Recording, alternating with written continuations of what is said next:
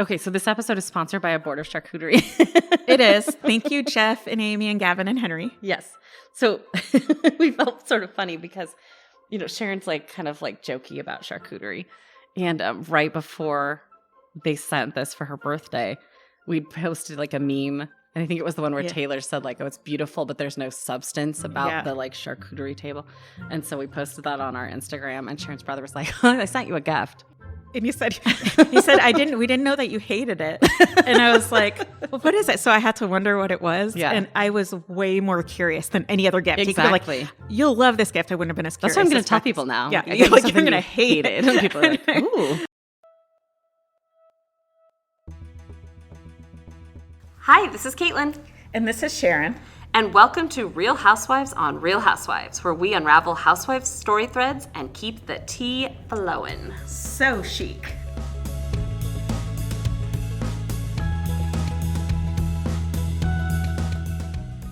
Hold on to your reading glasses. Today we're digging into Caviar Dreams, Tuna Fish Budget, How to Survive in Business and Life. It's Margaret Joseph's book from Real Housewives of New Jersey, Season 13. The inner cover describes it as pretty mess meets #girlboss in this part memoir, part entrepreneurial manifesto from the Real Housewives of New Jersey's, quote, powerhouse in pigtails, end quote. So I have to say, I like that she explained it that way because it's still, I think I put it in my notes somewhere, but it drives me a little bit crazy that all of these books like have a subtitle that makes them sound like a self-help book. Mm-hmm. When really what they are is just a biography with a little bit of advice. Mm-hmm. Like this is a new genre and I feel like it needs a name. I feel like she was at least trying to like nod to that because I don't always understand. Like I really thought this was going to be a book about finances. Like I don't know why I did. Like there was something about it. Like I really thought like it had budget. Maybe that's why I didn't run and read it. I hate when people say make a budget. I actually thought it was going to be more about like entertaining because the whole thing Caviar Dreams too. I thought it was gonna be like entertaining on a budget. That's probably why you thought. Mm-hmm. Yeah, I guess I thought I was gonna like leave with entertaining tips. Yeah, I thought it was gonna be more like how to be fabulous when you're not insanely rich or how to fake it. Yeah, and it turns out it's pretty much just her biography with like she has a lot of accomplishment in business. Yeah, so there's like a strong nod to that. Yeah, I guess that's how I would describe it. It's really just it's her memoir. Yeah. All right, let's jump in. Best part. What did you like about this book? The hot. Wait, did we say it was written in 2021? I don't know. Okay. It was written in 2021. Okay. I don't remember. You told me that like earlier today, so I don't know. You told them that. Okay.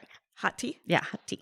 So I liked how unapologetic she was while still acknowledging her faults, but she was not in any way a jerk or an egomaniac. I agree. Like she just has a way of looking at her life, straightforward saying how she felt, why she did what she did. Yes. And it's like you can tell she accepts it and she's happy with how everything turned out. Yeah, she has a good head on her shoulders. And like she was smart about saying there was something where she kind of said, I forget what the advice was, but you should do this in your life. And then she was like, and then also you should revisit it a few times in your life because you're going to learn that lesson over and over like I have. And it was like, okay, thank you for not just saying like, these are my life rules and I always hit them and I'm really great at it. It's like she was able to step back from things. Yeah. And when she talked about how her business changed like the game, so I didn't really realize she had this like home storage. I didn't she either. keeps referring to buckets and storage things with pretty. I did not understand that pretty at all. prints and like phrases on it, like beach please. I know that's not beach, but that's the. I will buy anything. That's that the vibe. I just thought because I'm looking at Caitlin, I said beach please. She knows I've got like 4 items to say that on it. But the fact that I didn't realize she was this huge deal. No, but she's really humbly confident about it. Yes, I agree.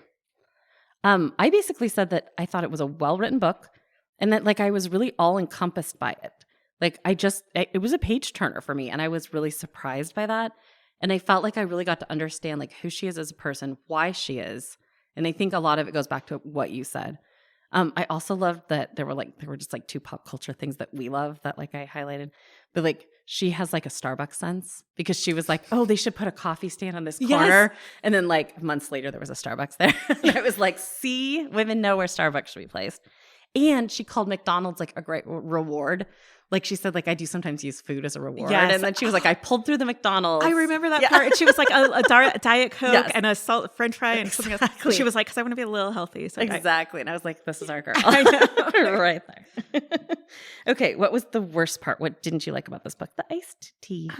So there wasn't really anything to dislike about this book. That's She's what I had a wrote. really interesting life. Okay, I thought this book was really good, but I did find the middle part with the Jan stuff to be a little long. Yeah. But at the same time, I think it was important because she was showing us, she was making us feel how over him she Yes, was. I think that's true. I was like, man, I'm over your marriage. I Yeah, get you're over. I get why you're over your exactly. marriage. you Yeah. know? I think she went through so much drama on the show about it and within her own life, because the only thing I put as like a part I didn't like, and it's not that I didn't like it, but it was really sad about her kids. Yeah. And so what happened was when she got divorced from Jan and then she fell in love with Joe and had the affair, like 2 of her kids, she became estranged from them. I mean, and so he had 3 kids from a past relationship, but she really raised them. Yeah. Which I didn't quite understand. I mean, when she calls them her son and daughter, it's because she lived day in and day out in that role. I mean, she was. So she really lost them when she made that life choice. And that was really sad for me. Yeah. And I'll jump ahead because I actually have that written down, the parallel with like Danielle's estrangement from her brother, because they both Yes. had a funeral where they had the opportunity to reconnect, where Margaret saw the kids she was estranged from, and I think she said they just hugged or something. But yeah, and I wonder if, I don't know what I'd love to know what happened with Danielle and her brother. Funeral. I agree. I thought it was interesting too, because it's like, I think it would have been easy for her to say like, the kids just didn't understand. I mean, I think part of the reason she wrote this book was maybe, and spent so much time on the Jan thing, was hoping to kind of explain maybe a little bit even to them. But she said, like, it's never the child's responsibility to make the parent okay. She said it's always the parent's responsibility to comfort the child no matter the age. And I thought that's hugely not unapologetic, but hugely understanding about where those kids are coming from. Because I think it might be easy to say, well, Jan and I became friends in later years, and like, so get over it. But she didn't. Like, she just kind of was like, well, if they're not okay, then I'm not okay. And I'm not going to force anybody to be okay with it. And I was like, wow. Especially in Jersey, where you just see everybody fight over who's right and who's wrong. Yeah. That seemed like such a grown-up response. How long did it take you to finish the book? Did you have to force yourself to read it or couldn't put it down? It took me 2 days to read it. I think maybe I would have, because, I said the middle felt a little long. I think it might have been because I was on a timeline. Yeah, I think that's part of it. Otherwise, I think it would have been. I felt too, like, because it was a bit page-turny to me. And I think because we don't know Jan as a character on the show, that it was a little bit like, okay, can we get to where she meets Joe? Because Joe's who we know. Yeah. And I felt a little bit that way too. Like, I was kind of like, okay, but I want to get to Joe. Yeah, I know. So it's like, I think it, like you said, I think it was important, and it was a big part of her like learning and her story. But I think we as Real Housewives fans were kind of like, let's get to Joe. And I did like how this kind of goes back to what you're saying, how she did say, like, I made this choice and it's still painful, or I still think about that. Yeah. Like, she acknowledges that there's parts of it that still hurt, which I think is kind of brave to do. I think so too. I think she was very brave in this book. Yeah, because she took a lot of flack for that. So for her to be like, you know what, I think what I did was right, but there's definitely hurt and it wasn't great. Yeah. I thought it was interesting because we did read this book on a deadline, and I really couldn't put it down. Like, I kind of was like, okay, leave mommy alone. Like, she's like, I was surprised how much I was kind of like, guys, I just want to read the book. Yeah. Like, because sometimes I'm like, okay, well, I'll read this later. But like, I really did want to read it. So I thought that was interesting. What makes this book unique? I put that I kind of liked the way she explained the story of how she met Joe. That it was sort of like, she's such a unique person. Like, she kind of said, like, when Joe walked in, he was my person. And even though he was just like a plumber with like a plunger in his hand. And she was like, I ran down the stairs like in a wife beater and my, pigtails, which I've always been kind of like, those pigtails are sort of weird. I did too. I didn't realize that was her signature. But now it's like, it's Did so you her. I guess I didn't really either. I don't know that she did them as much this season, or I don't know. We just didn't pay attention. Exactly. But it's like, that moment for some reason made me realize that she's just like so unique in who she is, that I think her story is so unique. Like, no one else could have the story the way that she has it. Yes. And that's kind of how I felt about the book. Just like the way everything happened, the way her business fell into place, the way that first marriage fell into place. Like, everything about her is so unique. Yeah, that's what I put. What makes this book unique? I just said Margaret's life. Yeah. Like, exactly. Her life is just like, you couldn't make it up. Yes. And the other thing I like about this book is, I don't know how to word this, but like how the book was written really mirrored her emotions at the time. Like, when she's talking about, you were in the moment with her. Yes, exactly. That's like, when a good she's point. talking about her businesses and how it's all crazy and she's being sued, I felt like it was like this frantic, confusing energy in the book, Yes. like how it's explained. I'm like, I don't really know what she said because that's how she felt at the time. Mm-hmm. It did a good job of that. Yeah, she was really good with that. Were there any parts of the book you thought were disturbing? Not well, yeah. But the biggest thing for me was just the estrangement with her children. Yeah. I mean, she did have like kind of like some of the things I think, she had to grow up too fast. But That's what I was going to talk about here a little bit, was like her childhood. I kind of feel like all's well that ends well, and she loves her mother a lot. But yeah, I mean, that's still probably not good. What I guess I thought was interesting is like she and her mom are friends on the show. They talk on the show. But like it was interesting, like she was really harsh in what she said about her mom. Like I think it must have been hard for her mom to read. Yeah. Like she just said, I didn't have a childhood. She says like her mom was now a good grandma and friend, but like she wasn't a good mom. Her original dad like tried to shoot her mom when she was on a date. Yeah. And then he was just MIA for the rest of her life. Like she said her mom always treated her like a friend. Like she was just too much TMI all the time. And she's still to this day that way. And her mom was like this wild woman partier. Yeah, she said partying was like her number one I'm thing. just thinking of her birthday party or whatever they had on the show. And I'm like, I had no idea. No, I had no idea either. Because she just does seem like a grandma on the show. And so like to picture this whole childhood, like she said, I never felt safe or protected. I was the adult in the relationship, the responsible one. I was constantly nervous and anxious because of that. It was at one point she was like, humor aside though, if I'm being honest, I don't know what it's like to have a mother. I never had one. It's like, wow. Like that's a big statement. Like she had a rough childhood. Yeah. It's weird because she did, but then I didn't always feel like she... I think she's the kind of person I who's don't know. grateful for what life hands her. Yeah, she wasn't like, she could have been a lot more like complaining about it, I guess. Yeah, I she was don't know. very factual about it. I guess that was the thing. that's It wasn't yeah. like, oh, poor me, I had a terrible childhood. You're right. Well, about her childhood, she did talk about how she felt, but not as much. But it was sort of like the fact was I didn't have a mom. Yeah. It's like, ooh, I didn't know that. Like that was, I know that surprised me a little bit. Oh, which segues into what surprised you in the book? I didn't know much about her. Yeah. So I didn't know. Exactly. I was like, she's some kind of artist or clothing business. And Yeah. I had no idea she had been this successful and all that she had gone through. Yeah. I kind of knew about the affair. Going into this, like not really knowing and then reading her story, it's like, I feel really bad that she took so much I flack think so for that. too. Like It makes her you feel marriage bad. was already over, you know. Yeah. She wasn't in a good situation. Right. And when she meets people, I think she's like all or nothing. She's like, I Joe, agree. all. Okay. Yes, I think you're right. Lexi, all. Yes, that's true. This person, all. And she's just like, Yeah. you're like her best friend in the world. Or Yeah. Which has got to be hard on the Housewives because it ebbs and flows so much in the Yeah. friendships there. You think that would be like hard for her if she goes all in and they don't go all in. Yeah. I was really surprised by her relationship with Jan. Like he was a lace and embroidery salesman, but like I knew nothing about him. And so I thought it was interesting that like she raised the kids and that she sort of got with this guy because she wanted that stability and that security. And then also that they ended up as friends because I guess I thought because she got so much flack for the marriage or not for the marriage, but for the divorce and then the later marriage, that they wouldn't have been friends. So I thought that that was really interesting. But it was also interesting how he kind of treated her in the marriage. Like he just, she said like, well, we should get married. And he just like brought her home the ring and was like, here you go. Which, I don't know. That was icky to me. And then like he made her pay for her part of everything. Yes. And then like at that one point he said, well, I'm not going to fund your business. Yeah. And so she just sold her engagement ring and her wedding ring. It was like, or it wasn't a business. It was the son's bar mitzvah or something like that. Yeah, because she wanted a really crazy expensive party. Yeah. And like, and I get that. But at the same time, it felt like there was separation for a long time in that marriage. He never put her name on the house. Yeah. Well, I Yeah. don't think my name is on that. Well, you might want to look into that. Well, we had this discussion about like how it's really hard to show up to sign paperwork. It is.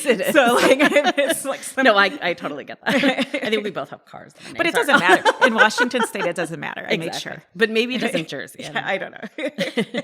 But I think it more bothered her that he wouldn't put the name on the house. Like, I feel like if you said to Yes. Thomas, like, I want to put my name on the house and it wasn't on there, he'd make that happen for you. He wouldn't be like, no. It's like, why didn't he? That, like, he never gave himself fully to the relationship. It kind of feels like he always kind of held back. Yeah, and the fact that the whole fact that she had to pay for certain things, I didn't like at all. They were not a partnership. They were not partnership. And I think that's what she got with Joe. Yeah, exactly. Yeah, you're right. Yeah, because you can just sort of see that between them. Mm-hmm. Do you have any lingering questions after finishing the book? No. I'd like to know a little bit more about the Macbeth collection, which is her like the containers and the buckets and all that, because I know that was a big part of. I want to flip through a catalog. Like I really need to go give it a good Google. I need to look at it too. I was actually thinking that. Like I should look it up. I was like, that's the only thing I really want to. Because otherwise, she was honest. I don't feel like there was anything where I was like, I need to know a little bit more. Like she gave us the what's what for all the parts, I think, of her life. I agree. I would have. Oh, it was fun when she talked about her first impressions of the Housewives. Yes, I love that. Maybe a little more of that, but I understand why she left it where she did. But it's fun. I think that's one of the reasons too. I kind of like pushed through some middle parts of Housewives books because I'm like, get to the part where you get to go on the show. How honest do you think? So you already said very honest. Yeah, very honest. And I said I agree. I mean, she told us about the pain with her kids, which was probably the most painful thing, and she acknowledged some responsibility for it. So I felt she was super honest. I think she told us about everything from Jan to Joe to the Housewives themselves. Like, and I thought it was interesting too when she said that it was like a slow burn with Joe, that they didn't just jump right into an affair, because I guess because she's gotten so much flack, you just assume like, boom, they met each other, boom, they slept together, boom, the marriage was over. But like she said, like they were a friendship first. Yeah.